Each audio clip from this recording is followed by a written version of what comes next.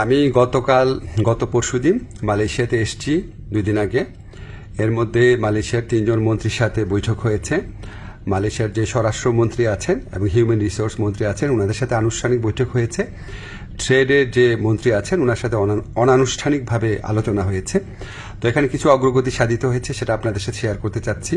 প্রথম খবর যেটা আপনারা জানেন, গত বছর মালয়েশিয়ার প্রধানমন্ত্রী আনোয়ার ইব্রাহিম সাহেব বাংলাদেশে গিয়েছিলেন। উনি বাংলাদেশের এখন যে আপনার অন্তর্বর্তী সরকারের যে আমাদের প্রধান উপদেষ্টা আছেন ডক্টর মোহাম্মদ ইউনূসের ব্যক্তিগত বন্ধু। তো উনি তখন প্রতিশ্রুতি দিয়েছিলেন যে গত বছর যেই বাংলাদেশি শ্রমিকরা মালয়েশিয়াতে আসতে পারে নাই শেষ মুহূর্তে, তাদেরকে উনি মালয়েশিয়াতে আসার সুযোগ করে দিবেন। এটা নাম্বার ছিল 17,000-এর মতো। তো এটা ভিত্তিতে আমরা অনেক আলোচনা করেছি। তো তারা বলেছে তারা ব্যাচ ওয়াইজ নিবে।